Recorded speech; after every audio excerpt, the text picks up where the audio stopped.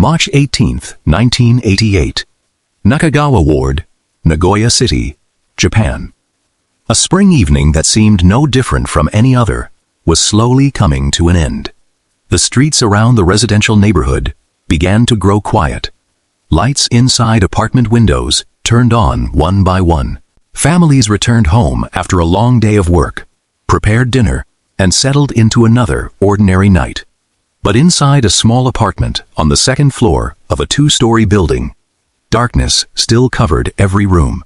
At around 7:40 p.m., a 31-year-old man returned home from work. Over the past few days, he had been trying to come home as early as possible. His 27-year-old wife was pregnant with their first child. Her due date had already passed 5 days earlier, meaning the baby could arrive at any moment. Throughout that day, he kept thinking about her. Around noon, he had called home. She answered the phone. Her voice sounded completely normal. Before leaving his workplace that evening, he called once more, but this time, no one answered. He assumed that perhaps his wife had gone shopping, was resting, or simply did not hear the phone ringing. There was no reason for him to believe that something horrifying had already happened. When he climbed the stairs and reached the entrance of their apartment, the man noticed that the door was unlocked. That small detail immediately made him uneasy. His wife was in the final days of pregnancy. She rarely left the apartment without locking the door. He pushed the door open and stepped inside. The apartment was completely dark. No footsteps, no response. None of the familiar sounds of his wife moving around the kitchen or the living room. He called out her name once, then again. Still, there was no answer. The man moved through the darkness, searching for the light switch. He noticed that the telephone inside the apartment appeared to be missing from its usual place. There was a strange heaviness in the air. Then, he heard something. A faint sound, broken and irregular. At first, he could not understand what it was. But when he stopped and listened carefully, the sound came again from the room deeper inside the apartment. It was the cry of a newborn baby. For a moment, the man probably could not understand what was happening. His wife had not been taken to the hospital. There was no doctor, no midwife, no one else who should have been there during a childbirth. So why was there a baby crying inside their dark apartment? He turned on the lights, and what appeared before him was a scene that no husband, no father, and no human being could ever prepare themselves to face. His wife was lying motionless in the living room. Their first child was nearby. The baby was still alive, but the mother no longer responded. Only minutes later, an emergency call was made from the apartment of their downstairs neighbor. At first, emergency responders were told that a woman had given birth and was in critical condition. But when they entered the apartment, they quickly realized this was not an ordinary childbirth. It was a crime scene. A crime so brutal that even experienced investigators struggled to explain it. The woman had been murdered inside her own home. The unborn baby had been removed from her body, and in an almost unimaginable turn of events, the child survived. No one knew how the killer entered the apartment. No one knew whether he came there to steal, to kill the mother, or for a purpose even more disturbing. No witness ever clearly saw his face. No confession was ever made. No suspect was ever brought to trial. All that remained was a woman who lost her life, a child who survived, and a killer who walked out of an apartment in the middle of Nagoya City and disappeared without a trace. Years later, the case still leaves behind countless unanswered questions. Was the killer a complete stranger? Or did the victim open the door for someone she trusted? Did the missing wallet prove this was a robbery? Or was it only a way for the killer to mislead the police? Did he have medical knowledge? Did he intentionally spare the baby's life? Or was the child's survival something even the killer never expected? This is the story of the Nagoya pregnant woman murder case, a case that began with the sound of a baby crying in a dark room and ended with a silence that has lasted for decades. A family waiting for the happiest day of their lives. Before becoming the victim of one of Japan's most mysterious criminal cases, Mitsuko was simply an ordinary woman, preparing to enter one of the most important chapters of her life. She was 27 years old. She lived with her 31-year-old husband in a small apartment in Nakagawa Ward, Nagoya City. The couple was married and preparing to welcome their first child. For many young families, the days before a child is born are filled with both excitement and happiness. They prepare every little item. They imagine the moment they will see their baby for the very first time. And they think about the new life the three of them will share together inside that apartment. But no one knew that the very place they believed would mark the beginning of their new family would soon become the scene of an unexplainable tragedy. Their apartment was located in a 2-story building in the Tomita area of Nakagawa Ward. It was not a dangerous neighborhood. It was not an area known for crime. It was simply a quiet residential community, just like thousands of others across Japan. People left for work in the morning. They returned home in the evening. Neighbors recognized each other's faces. It was such an ordinary life that no one could have imagined this place would one day appear on national crime reports. The building where Mitsuko lived contained 4 apartments. 2 were located on the first floor. 2 were located on the second floor. Mitsuko and her husband lived in one of the 2 upstairs apartments. But there was one unusual detail. The apartment directly next to theirs was empty at the time. A detail that would later make many people wonder, did the killer choose this location by chance? Or did he already know that the second floor of the building was usually quiet and that very few people would notice anything unusual? March 1988. Mitsuko was in the final days of her pregnancy. Her original due date was March 13th, but that day passed. Then another day, 2 days, 3 days. The baby still had not arrived. By March 18th, the pregnancy had gone about 5 days beyond the expected date. Because of this, her husband became even more concerned about her condition. He knew that any phone call could be the one telling him, "The baby is coming." So even while he was at work, he regularly contacted home to check on her. At noon that day, just like usual, he called Mitsuko. She answered. The couple had a normal conversation. There were no strange sounds, no signs of fear, nothing that suggested danger was approaching for her husband. It was simply another ordinary phone call to check on his wife. But later, when investigators reconstructed the timeline, that call became an extremely important detail, because it proved one thing. At that moment, Mitsuko was still alive, and the killer had not yet appeared. After that call, Mitsuko remained alone inside the apartment. Her husband continued working. Everything continued like thousands of ordinary days before. But there was something no one knew. Only a few hours after that final phone call, someone would enter the apartment on the second floor. That person may have been a complete stranger, or perhaps someone Mitsuko trusted enough to open the door for her. Even today, investigators still cannot answer that question. Because the crime scene never provided a clear explanation, there was no definite evidence of a forced break-in. No witness saw the killer enter, and no one saw him leave. All that is known is this. After that ordinary phone call at noon, there was a silent gap of several hours, and somewhere within that missing window of time, the life of this small family changed forever. A mother waiting for the day she would meet her child, an apartment that seemed safe, a quiet afternoon in Nagoya, and someone approaching the door, someone whose name, more than 3 decades later, the world still does not know.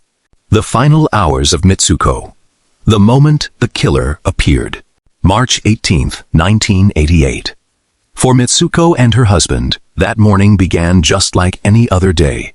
There were no warning signs, no unusual events that could have made them believe that only a few hours later, their small family would become part of one of the most mysterious criminal cases in Japanese history.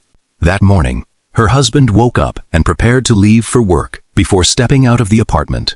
Perhaps the thing on his mind the most was not his job. It was his wife, and the child who was about to be born. The expected due date had already passed, That meant, at any moment during the day, he could receive the phone call telling him that he was about to become a father. After her husband left home, Mitsuko remained alone in the apartment, a woman in the final stage of pregnancy, inside a second-floor apartment in a quiet residential neighborhood of Nagoya. No one knew that this would be the final morning of her life. Around noon, her husband called home from work. This was not an unusual call. During the days close to the birth, he always wanted to make sure Mitsuko was doing okay. The phone rang, and Mitsuko answered, on the other end of the line. Her voice sounded completely normal. There was no panic, no cry for help, no indication that another person was inside the apartment. It was simply a short conversation between a concerned husband and his wife, who was about to give birth. When the call ended, he continued working. He had no way of knowing that it might have been the last time he would ever hear his wife's voice after that moment. What happened inside the apartment became a blank space. A blank space that investigators have spent years trying to fill. They knew Mitsuko was still alive at noon. They knew that by the time her husband returned home that evening, it was already too late. But who exactly came to the apartment? What time did that person arrive? And how was he able to get close to a woman who was safely inside her own home? Those questions have never received a definite answer. Based on the investigation, authorities believe the attack happened sometime in the afternoon, most likely within the few hours after that final phone call. Someone appeared at the apartment. What makes this case so mysterious is that there was no clear evidence that the killer forced his way inside. And that raises a disturbing possibility. Mitsuko may have opened the door herself. But if that was true, who did she open the door for? Perhaps it was someone she knew, someone who did not make her feel threatened, someone who had a believable reason to appear outside her apartment. But it could also have been a complete stranger, someone pretending to need help, a delivery worker, a salesperson, or anyone capable of making a person inside their home lower their guard for just a few seconds. It is important to remember that 1988 was not like today. There were no security cameras at the entrance, no smartphones, no recording devices capturing every person who entered or left the building. Once that door closed, whatever happened inside remained only between Mitsuko and the killer. Investigators believe the confrontation happened very quickly. Mitsuko was in the final stage of pregnancy. Her ability to defend herself was more limited than an average person's. If the killer attacked without warning, she would have had very little chance to fight back. But one major question remains. What was the killer's original intention? Did he enter the apartment to steal? And did everything spiral out of control when Mitsuko discovered him? Or, from the very beginning, was Mitsuko the real target? If this was only a robbery, the killer's actions afterward become extremely difficult to explain. An ordinary thief would want to leave the scene as quickly as possible. Every extra minute inside the apartment increased the risk. A neighbor hearing something, someone else walking in, or her husband unexpectedly coming home. But the killer in this case did not leave immediately. After murdering Mitsuko, he continued carrying out actions that left even investigators unable to understand his true motive. Around Ludane Wash 4 p.m., before leaving work, her husband called home again. This time, no one answered. At that moment, he did not think of the worst possible explanation. Maybe Mitsuko was resting.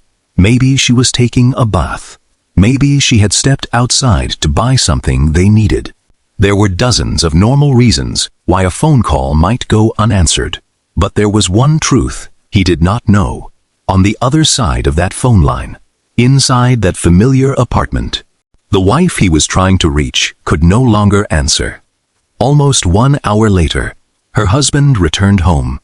He walked up the stairs, approaching the same apartment he had left that morning, the place where he believed his wife was waiting for him. But behind that door was no longer the peaceful home he remembered. Inside was a crime scene that would shock all of Japan, and a mystery that, more than 3 decades later, still has not been solved. The dark room and the cry of a baby. The crime scene that shocked Japan. Around 10:00 p.m., the husband finally returned home. It was the same place he had left that morning. A familiar apartment. A place where, in just a short time, he believed he would begin a new life with his wife and their first child. But the moment he stood in front of the door, he felt that something was wrong. The door was unlocked. For many people, it might have seemed like a small detail, a simple mistake, a moment of forgetfulness. But under those circumstances, it immediately made him worried. Mitsuko was in the final days of her pregnancy. She was not someone who would easily leave home without preparing first. And what made it even more unsettling was that the apartment inside was completely silent. He stepped inside. The rooms were dark, no lights, none of the familiar sounds of everyday life. He called his wife's name. No answer. He called again. Still, only silence. During those first few seconds, he may have tried to think of the most ordinary explanations. Maybe she was sleeping. Maybe she was feeling tired. Maybe she simply did not hear him calling. But then, he noticed something unusual. The telephone inside the apartment was no longer in its proper place. A growing feeling of unease began to take over. And then, in the middle of the dark apartment, he heard something. A sound, very quiet, weak, but unmistakable. It was crying, not Mitsuko's voice. It was the cry of a newborn baby. In that moment, nothing made sense. The child was not supposed to have been born yet. Mitsuko was supposed to still be waiting for labor to begin. There had been no phone call saying she had gone to the hospital. No doctor. No one had told him that a birth had taken place. So why, inside this completely dark apartment, was there the sound of a baby crying? The husband followed the sound. Step by step, he moved deeper into the apartment. And when the lights came on, his life changed forever. Mitsuko was found in the living room. She was no longer responding. Beside her was their first child. Something almost impossible to believe. The baby was still alive. In a state of panic, the husband immediately tried to call emergency services. But the telephone inside their apartment could not be used normally. He rushed downstairs to his neighbor's apartment, and from there, the emergency call was made. The first information received by responders was extremely confusing. A pregnant woman was in danger. A newborn baby had appeared inside the apartment. But no one could have imagined what they were about to see when emergency workers arrived. They initially prepared themselves for an urgent childbirth situation. A mother who may have delivered her baby at home and suffered complications. But only minutes after entering the apartment, they realized the truth was something completely different. This was not an accident. It was not a normal birth. This was a murder scene. Investigators later determined that Mitsuko had been attacked inside her own apartment. She had been overpowered, and she had died before her husband returned home. But what made this case different from almost any other murder was not only the death of the victim, it was what the killer did afterward.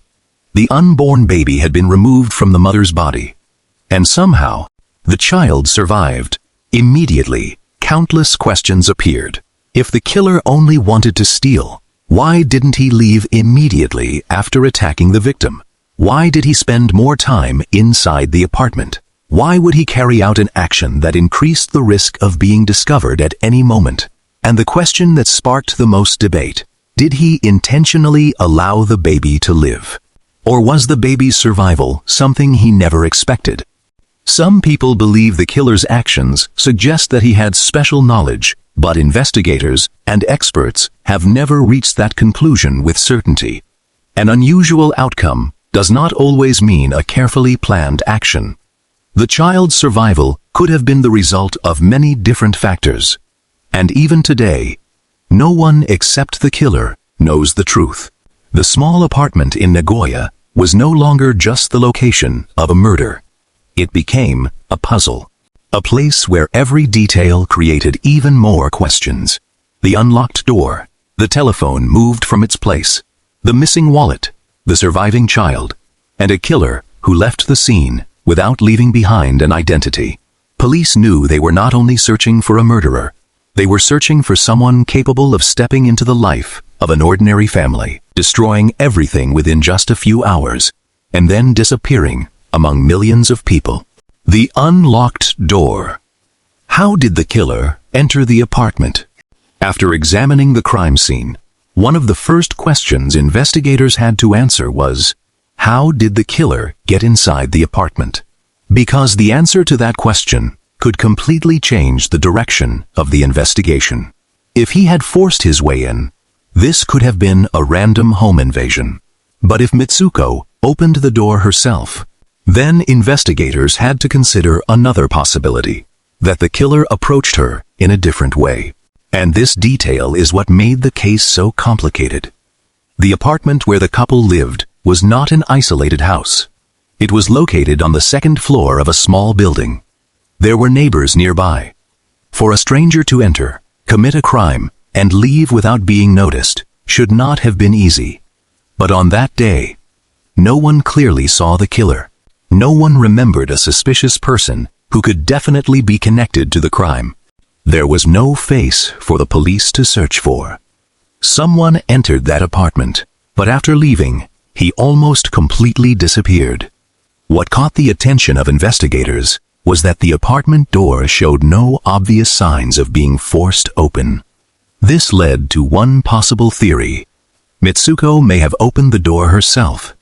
But if that was true, who was standing outside? The first possibility investigators considered was that the killer knew the victim. Someone familiar would have had a major advantage. Mitsuko may not have felt threatened. She may have allowed that person inside without hesitation. Someone who knew her could also have known details about the family's routine. They may have known that her husband was away at work during the day. They may have known that she was usually home alone. And they may have known that she was preparing to give birth. If the killer truly was someone she knew, he may have chosen the exact moment when Mitsuko was most vulnerable. But there was one problem. After the investigation, police never found enough evidence to accuse anyone within her circle. No individual was ever confirmed to be the killer. The second possibility. The killer was a complete stranger. Someone Mitsuko had never met before. It may sound difficult to believe, but it was not impossible. 1988 was very different from today. There were no security cameras everywhere, no video doorbells, no smartphones recording digital traces of everyday life. A stranger could approach an apartment using many different excuses: a delivery worker, a door-to-door salesperson, someone asking for directions, or someone pretending to need help. All it would take was a few seconds of lowered caution, and the door could be opened. But the stranger theory also had one major problem: the risk. A random attacker could not know for certain when her husband would return home, whether the neighbors would hear something, or whether someone might unexpectedly visit. Every extra minute inside the apartment brought him closer to the possibility of being caught. So why did he stay? Why didn't he leave immediately after taking valuables? Why did he carry out additional actions that forced him to spend even more time at the scene? Those questions led many people to believe that this may not have been a simple robbery. Another possibility was also considered. The killer may have watched the apartment beforehand. He may have known the couple's daily routine. He may have known that Mitsuko was usually alone during the day. He may have known that the apartment next door was empty. If this was true, the crime did not begin at the moment he knocked on the door. It may have started long before that, when the killer selected his target, watched, waited, and finally acted. But this remains only a theory. There is no public evidence proving that Mitsuko was being followed. No witness statement was strong enough to confirm that a mysterious person had been watching the apartment before the crime. And this is exactly what pushed the investigation into a dead end. Every possibility made sense in some way, but every possibility also left behind questions that could not be answered if it was someone she knew. Why couldn't police find the connection? If it was a stranger, why did he choose a pregnant woman who happened to be home alone? If it was a robbery, why did his actions afterward go far beyond simply stealing? And if Mitsuko truly opened the door herself, the most heartbreaking question still remains. In those final seconds before danger appeared, whose face did she see? A stranger or someone she once trusted? The apartment door was not only the place where the killer entered. It became the line between two worlds. Outside was an ordinary afternoon in Nagoya. Inside was a secret that more than 3 decades later still has not been solved. The surviving child, an act of mercy or part of the mystery? Among all the details of the Nagoya case, there is one element that makes it different from almost any other crime. It is not only the way the killer disappeared, not only the fact that police were never able to discover his identity, but a question that has existed since that very night. Why was the baby still alive? When the husband entered the dark apartment and heard the faint crying coming from inside, he discovered something no one could have imagined. The first child that the couple had been waiting for had been born, but not in a hospital, not with doctors nearby, not surrounded by a waiting family, but right there, at the scene where the child's mother had been murdered. And somehow, in an almost unbelievable turn of events, the baby survived. After information about the case became public, many people began asking the same question. Did the killer intentionally save the child? Because if he was capable of committing such a cruel act against the mother, why did he leave while the baby was still alive? It was a question that caused debate across Japan for years. Someone capable of killing a woman who was about to give birth, yet leaving the child alive. 2 actions that seemed completely opposite. And because of that, many people searched for an explanation. Some believed perhaps the killer's real target was never the child. His target was only Mitsuko. After achieving his goal, he chose not to harm the baby. Others believed perhaps when the killer saw the child, something inside him changed. Maybe there was still a moment of hesitation, a small piece of humanity, and he chose to walk away. But investigators had to look at everything from a much colder perspective. Because an outcome does not always reveal the original intention, the baby's survival does not prove that the killer wanted to save the child. It only proves one thing. When the baby was found, the child was still alive. Everything beyond that is only speculation. There are many other possibilities. The killer may have panicked. After realizing the severity of what he had done, he may have rushed to leave the scene. He may have been afraid that the husband would return, afraid that the neighbors would hear something, afraid that the longer he stayed, the greater the chance he would be discovered. It is also possible that the killer did not truly know the baby's condition. He may have believed that the child would not survive, and because of that, he left without doing anything else.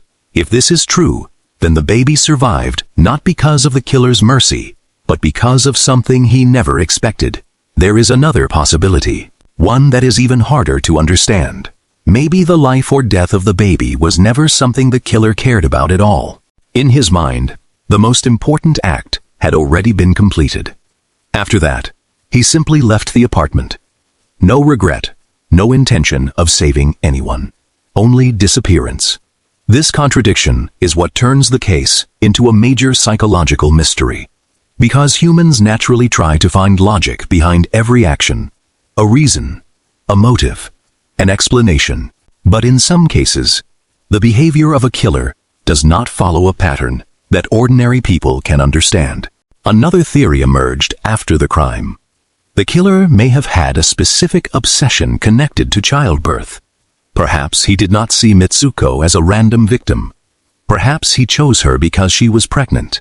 If that was true, then the baby was not an unexpected element. The child may have been part of the killer's thoughts from the very beginning. However, there is no strong evidence to confirm this theory. No diary, no confession, no psychological record, because the simple truth is, the killer was never found. The baby was later taken to the hospital, and fortunately survived. In the middle of such a dark case, that was the only thing that could be seen as a miracle. But that survival also left behind one of the biggest mysteries. Did the killer make that happen? Or did the child survive, despite the killer's actions? Perhaps the only person who knows the answer is the person who was inside that apartment on that afternoon. The person who walked through the door, faced Mitsuko, created the tragedy, and then left, taking the truth with him, and disappearing for more than 3 decades. And even today, no one knows whether, in that final moment before leaving, he looked at the baby as a life that needed to be saved, or simply as a witness too young to ever tell the world what really happened. Did the killer have medical knowledge? Or was it just an unbelievable coincidence? After details about the crime scene became known to the public, one theory quickly emerged. A theory that made many people believe this could not have been the act of an ordinary criminal. The killer had medical knowledge. The reason this theory gained so much attention was easy to understand. Mitsuko was in the final stage of pregnancy. After she was murdered, the baby was removed from the mother's body, and the most unbelievable part, the child survived. To many people, that outcome seemed impossible. Unless the person responsible had a certain level of knowledge, they began asking questions. Was the killer a doctor, a nurse, a midwife, or someone with experience related to childbirth? If that was true, the investigation would move in a completely different direction. The killer may not have been a random thief, not a stranger who simply chose the apartment by chance, but someone with a specific ability. Someone who understood what they were doing. Someone who had prepared beforehand. But when investigators examined this possibility, the answer was not that simple, because there is a major difference between two things: an action performed with skill, and an outcome that happened by chance. The fact that the baby survived does not automatically prove that the killer carried everything out professionally. It only proves that, under those extraordinary circumstances, the child managed to survive. The timing of the crime was also an important factor. Mitsuko had already passed her expected due date. This meant the baby was fully developed and almost ready to be born. At this stage, a newborn's chance of survival is much higher compared to earlier months of pregnancy. Because of that, while the baby's survival was extremely rare and fortunate, it does not necessarily prove that the killer was an expert. Some people also questioned the way the killer carried out the act. If he truly had medical knowledge, would the crime scene have shown clearer signs? A professionally trained person usually has different techniques, procedures, and methods. But the information released publicly was not enough to conclude that Mitsuko's injuries were the result of a precise medical procedure. There has never been an official report confirming that. The killer was definitely a doctor. The killer definitely worked in a hospital. Or the killer definitely had surgical training. Everything remained only a theory. However, that does not mean this possibility can be completely ruled out, because there is still one detail that continues to trouble many people. The killer stayed at the scene. He did not run away immediately. He carried out a complicated action, while knowing that someone could appear at any moment. And that suggests one thing. Whether he had professional knowledge or not, he did not behave like a normal thief, acting in panic if his original goal was only money or valuables. The most logical choice would have been to leave as quickly as possible. But the killer did not do that. This led some behavioral experts to consider another possibility. What the killer did after murdering Mitsuko may have been the real purpose. Not money, not possessions, but a much more complicated psychological motive. Another theory was also discussed. Perhaps the killer did not work in the medical field, but had experience with situations involving the human body or animals. For example, someone who had witnessed childbirth before, someone who had worked in a field requiring the use of sharp tools, someone with practical knowledge, but without official training. However, just like the other theories, There was no evidence to confirm it. The biggest problem with the Nagoya case is this. Every possible answer creates a new question. If the killer had medical knowledge, why, after years of investigation, were police unable to connect the crime to any medical worker? But if the killer had no knowledge, how could such a rare outcome happen? Perhaps the killer was someone who had carefully prepared, or perhaps he was simply someone acting on impulse, who left behind a result that even he never expected. No one knows, because the only person who can explain those actions is the person who walked out of that apartment on the afternoon of March 18, 1988. The person who took the answer with him and disappeared from Nagoya, and more than 3 decades later, the question remains, was it skill, or was it only a terrifying coincidence? The real motive, a robbery gone wrong, or a target chosen from the beginning. In every murder case, there is always one question investigators ask first. Why? Why did the killer choose the victim? Why was he there? And what was he trying to achieve? But in Mitsuko's case, that question became especially difficult to answer, because what the killer left behind did not seem to follow an ordinary motive. At first, one of the directions investigators considered was, this could have been a robbery. The reason was clear. Some belongings inside the apartment had disappeared, including Mitsuko's wallet, a woman home alone, a relatively quiet apartment during the day, an intruder searching for an opportunity. All of these details seemed consistent with a burglary or robbery. According to this theory, the killer may not have intended to commit murder at the beginning. He entered the apartment for money. But then, something went wrong. Maybe Mitsuko discovered him. Maybe she tried to fight back. Maybe she saw his face, and to prevent himself from being identified, the intruder decided to attack. This kind of scenario has appeared in many criminal cases before. A smaller crime turns into something far more serious. A thief becomes a killer within just a few moments of panic. But in the Nagoya case, this theory faces one major problem. What happened afterward?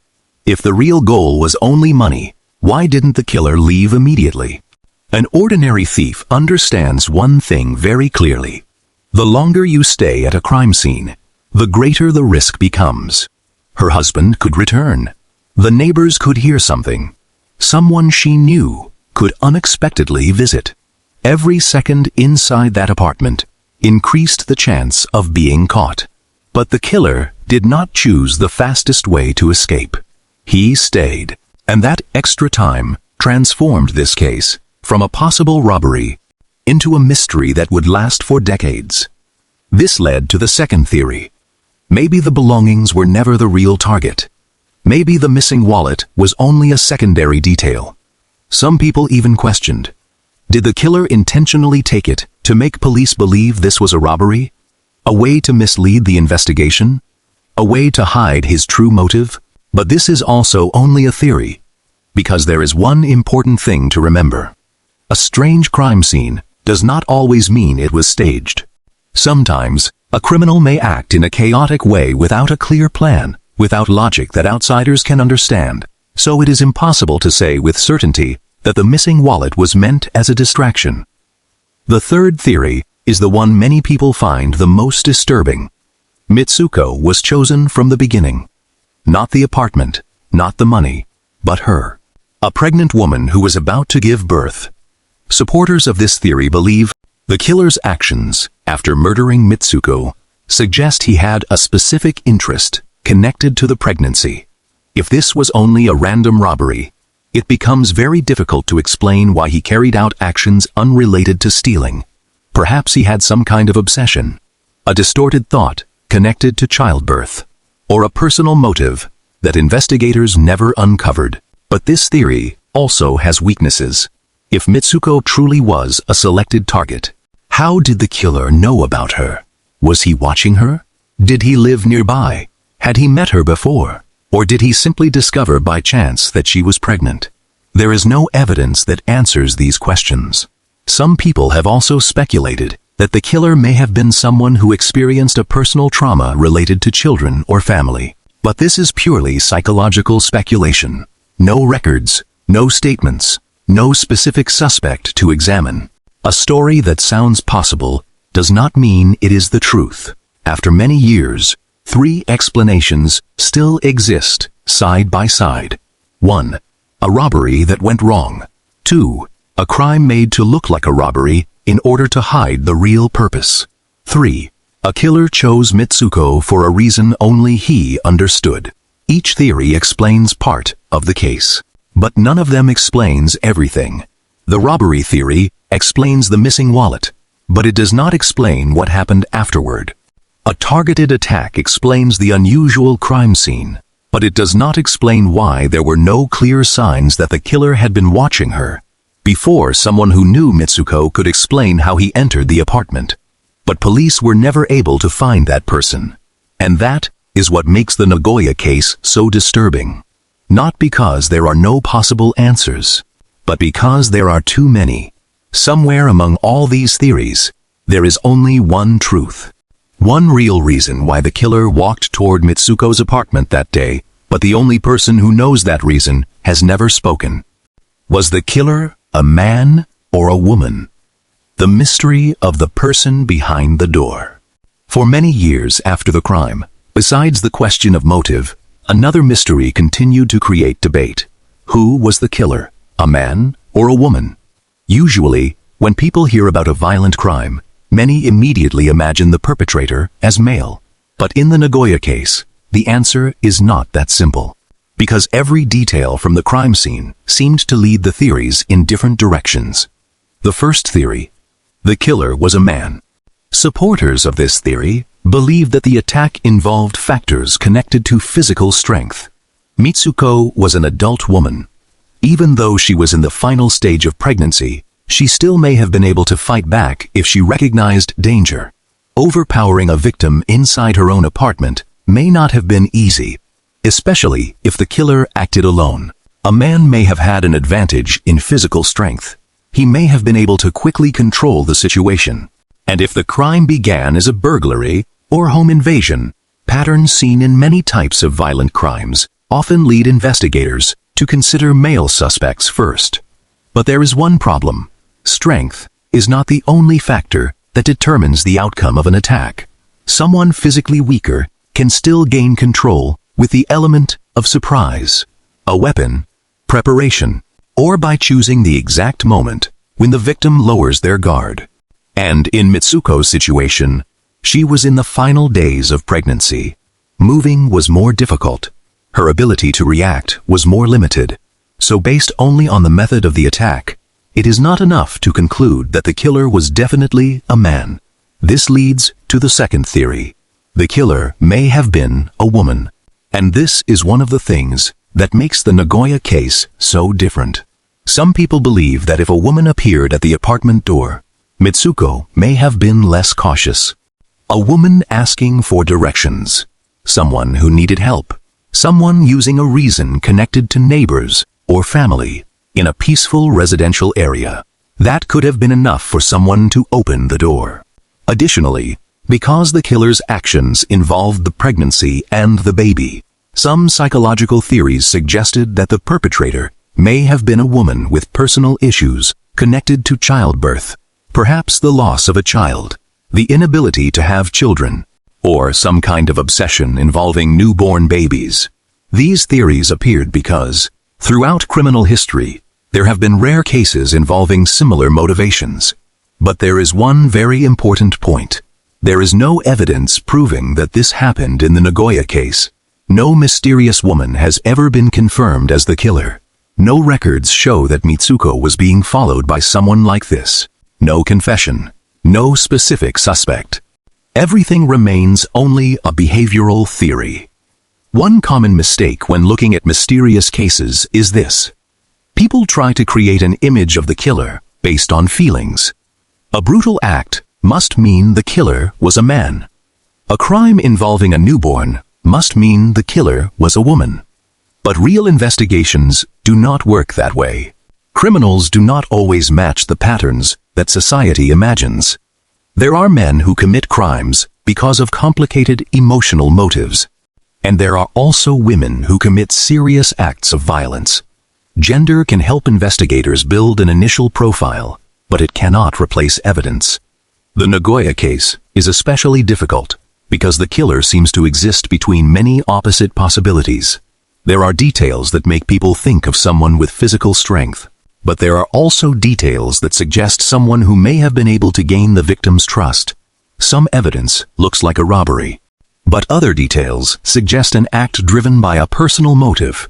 After thousands of investigative efforts, police still could not release a certain profile. No known age, no confirmed gender, no known occupation, no known relationship with the victim. The person who entered that apartment on that day still exists, only as a shadow. Maybe it was a man Mitsuko had never met before. Maybe it was a woman she never suspected. Or maybe it was someone who had appeared in her life before. But no one ever realized it. The most frightening thing is not simply that the killer disappeared into the darkness. It is the possibility that after leaving that apartment, that person returned to a normal life, continued working, continued meeting people, and for decades, no one around them knew they were standing beside the person holding the greatest secret of the Nagoya case. The disappearing clues. Why was the killer never found? As soon as authorities determined that this was not an accident, but a murder case, Aichi Prefectural Police launched a large-scale investigation. A woman had been killed inside her own home. A newborn baby had survived beside the crime scene, and the killer could still be somewhere in the city. The pressure on investigators was enormous. They needed to find the person who had entered Mitsuko's apartment. But from the earliest days of the investigation, the case faced one major problem. The killer left behind very few clues that could directly lead to his identity. The first thing police focused on was the area surrounding the apartment. Who had been there on the afternoon of March 18th? Did any strangers enter the building? Did anyone hear an argument or unusual sounds? Those questions were asked to neighbors and people living nearby, but the answers did not lead to a breakthrough. No witness could provide a clear image of the killer. No face, no name, no certain direction to follow today. If a similar crime happened in a major city, investigators could begin with a huge amount of data. Security cameras on the streets, doorbell cameras, mobile phones, location tracking, electronic transactions, digital traces that are almost impossible for a person to completely avoid. But 1988 was a completely different world. A person could walk through multiple streets without appearing in any footage. They could enter a building, leave minutes later, and leave behind no image at all. This became one of the killer's greatest advantages. Not necessarily because he was extremely intelligent, but because he committed the crime at a time when investigative technology still had many limitations. Today, one small mistake can be enough to identify someone. But in the late 1980s, without witnesses or clear physical evidence, everything became much more difficult. Investigators also examined the people around Mitsuko family. Friends, acquaintances, anyone who may have known that she was home alone, because one of the most important theories remained. The killer may not have chosen the apartment randomly. He may have known about the couple's daily life. But one by one, each investigative path reached a dead end.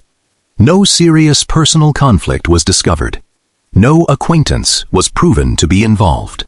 No evidence was strong enough to reveal a suspect. A case that seemed like it should have contained many clues became a closed wall. Another detail that troubled investigators was the killer's strange behavior after the murder. Usually, the actions of a criminal can reveal something about their motive. For example, a robbery usually focuses on valuables. An act of revenge often has a connection to the victim. A personal attack may leave signs of a previous relationship, but in this case, everything was mixed together. The wallet disappeared. That pointed toward the possibility of robbery. But what happened afterward did not resemble the behavior of an ordinary thief.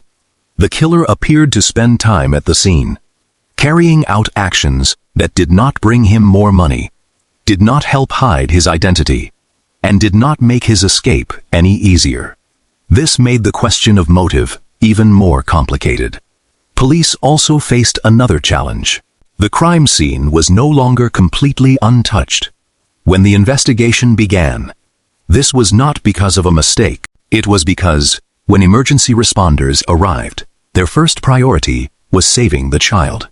When a human life is still at risk, no one can preserve a scene only for an investigation. The baby needed emergency medical attention immediately, and that decision saved a life. But in criminal investigations, even the smallest changes at a scene can affect later analysis. The position of objects, contact traces, the sequence of events. Some details may have become more difficult to determine. Years passed. Investigators continued searching. Thousands of people were examined. Many theories were considered, but there was no confession, no final piece of evidence, no breakthrough moment that Mitsuko's family had been waiting for. What makes this case so haunting is not that police failed to search for the killer. It is that they searched for years, and that person still never appeared. Someone walked into that apartment, left behind one of the most confusing crime scenes in Japan, then stepped outside, blended into the crowd, and disappeared. Maybe he left Nagoya. Maybe he continued living nearby for many years. Maybe he died without ever revealing the truth. Or perhaps, the most disturbing possibility, maybe he simply continued living a normal life, as if the afternoon of March 18, 1988, had never happened. But for Mitsuko's family, and for the child who survived that night, one question never disappeared. Who was inside that apartment, and why did they do it? The statute of limitations expires when justice could no longer come for Mitsuko. In many unsolved cases, time can be a source of hope, but it can also become the greatest enemy. With every year that passes, investigative technology may improve. Old evidence may be re-examined using new methods. A witness may suddenly remember something important, or someone who has kept a secret for years may finally decide to speak. But in Mitsuko's case, time was not on the investigator's side. After March 18, 1988, police continued searching for the killer.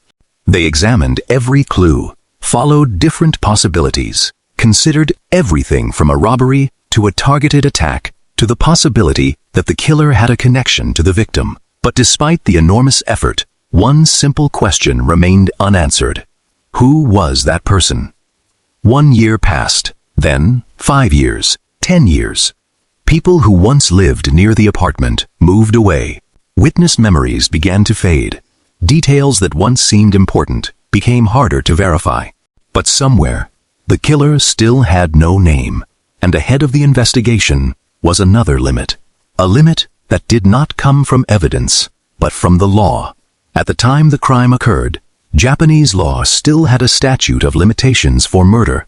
That meant, if the killer was not prosecuted within a certain period of time, the case could no longer continue legally. Even if the killer's identity was discovered later, March 18, 2003, exactly 15 years after that tragic afternoon, the statute of limitations for the case officially expired. No trial, no confession, no moment where the killer had to face the victim's family. The Nagoya case became an unsolved file for many people.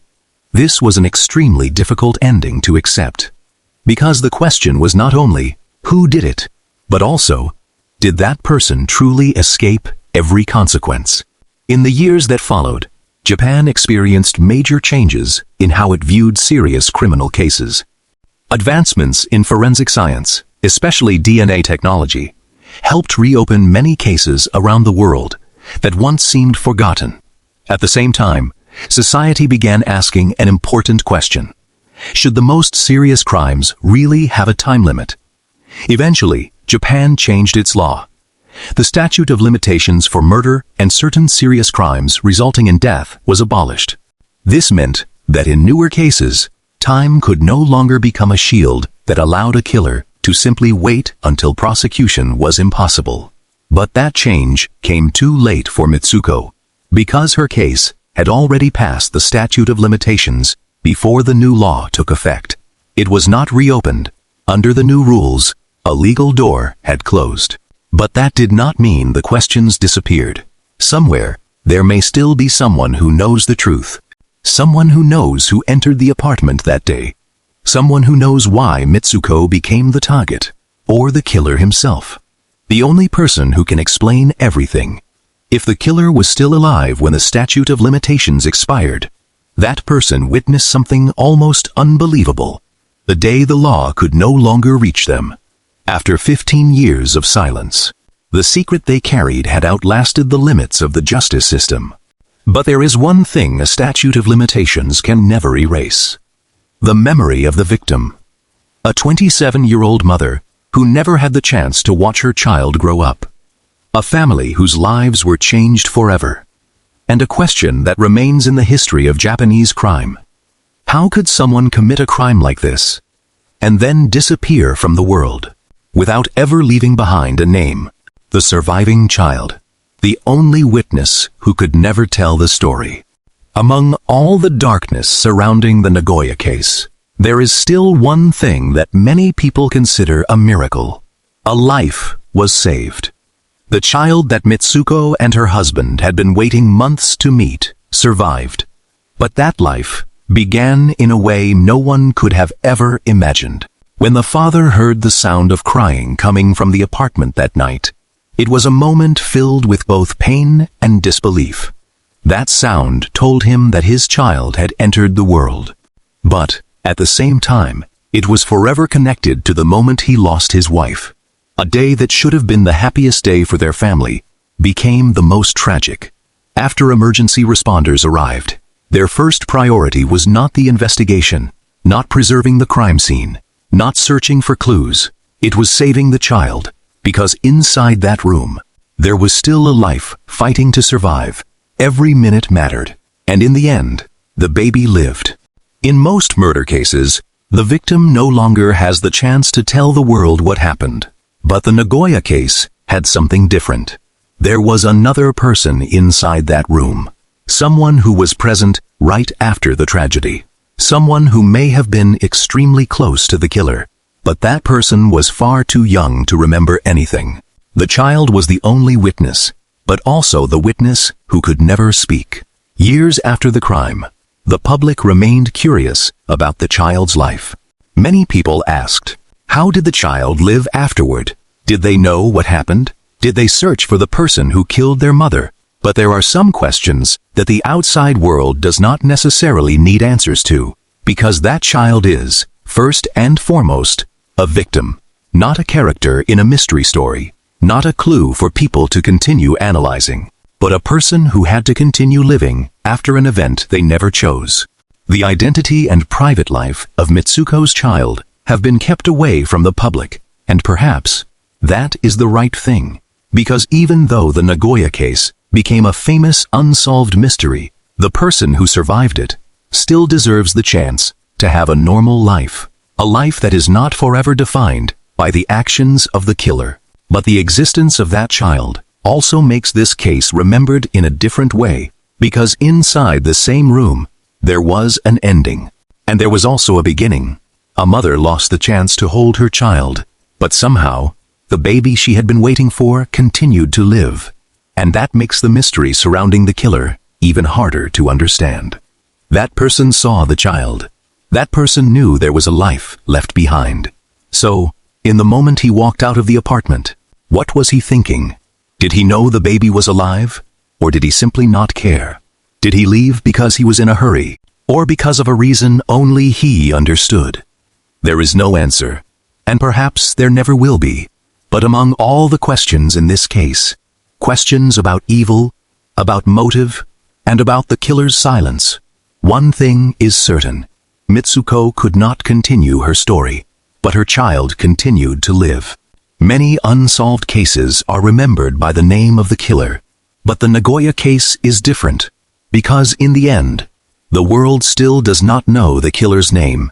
What remains is not the face of the person responsible, but the memory of a young mother, a family that was once waiting for their future, and a child who survived under circumstances almost no one believed were possible. Maybe the killer escaped the law. Maybe the truth will remain buried forever. But there is one thing he could not take away: the small life that made it through that dark night. A life that became the only remaining part of the story that Mitsuko never had the chance to continue. 3 possible scenarios of what happened inside. The Nagoya apartment. After more than 3 decades, the Nagoya case still has no final answer. No confession, no trial, no moment where the killer was forced to explain why he did it. All that remains are pieces of a puzzle: an unlocked apartment door, a woman home alone, a missing wallet, an action no one could explain, a child who survived, and a killer who left behind no identity. For years, people interested in the case have tried to put those pieces together. And from those details, 3 main scenarios are often discussed. But it is important to remember, these are only theories. None of them has ever been proven to be the truth. The first scenario. This was a robbery that went out of control. According to this theory, the killer was not originally targeting Mitsuko. He was simply looking for an opportunity. An apartment. Something valuable to steal. Maybe he thought no one was home. Or maybe he believed a heavily pregnant woman would not be able to fight back. But after entering the apartment, everything changed. Mitsuko discovered him. A confrontation happened. The intruder panicked, and what began as a burglary turned into a murder. The detail that supports this possibility is the fact that Mitsuko's wallet disappeared. That matches a financial motive. But the biggest problem is what happened afterward. If the goal was only money, why didn't the killer leave the apartment immediately? Why did he accept the risk of staying longer? Why did he carry out actions that had nothing to do with stealing? For an ordinary thief, every minute spent at a crime scene is a risk. So, while the robbery theory explains part of the case, it does not explain everything. The second scenario. Mitsuko was chosen as a target from the beginning. According to this theory, the killer did not appear by chance. He came to the apartment for a specific reason. Maybe he knew Mitsuko. Maybe he had been watching her. Or maybe he knew she was in the final days of her pregnancy. If this was true, the missing wallet may not have been the main motive. It may have only been a secondary detail, or even a way to make the crime appear more like a robbery. This theory explains one thing: why the killer carried out unusual actions after murdering the victim. Perhaps from the very beginning, his goal was never money, but something directly connected to Mitsuko or her pregnancy. However, this theory also faces a major question. If Mitsuko was truly selected beforehand, then how? Who was the killer in her life? Why couldn't police find any connection? The more complicated a plan is, the more likely it is to leave traces behind. But in this case, there was almost nothing. The third scenario. The killer was someone Mitsuko trusted. This is the theory that many people find the most haunting, because it begins with one detail: the door. There was no clear evidence of a forced entry. Because of that, it is possible that the person standing outside was allowed in if it was someone she knew.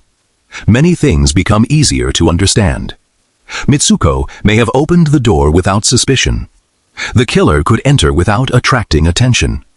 He may have known her husband was not home, known that he had time, and known when he needed to leave. But once again, there was no final evidence. The people around the victim were investigated. Her relationships were examined. But no name ever became the answer. 3 scenarios, 3 completely different possibilities. A stranger looking for something to steal. A predator who selected a target in advance. Or someone the victim once trusted. Each possibility explains a few details, but none of them can answer everything. Perhaps that is exactly why the Nagoya case continues to be remembered after so many years.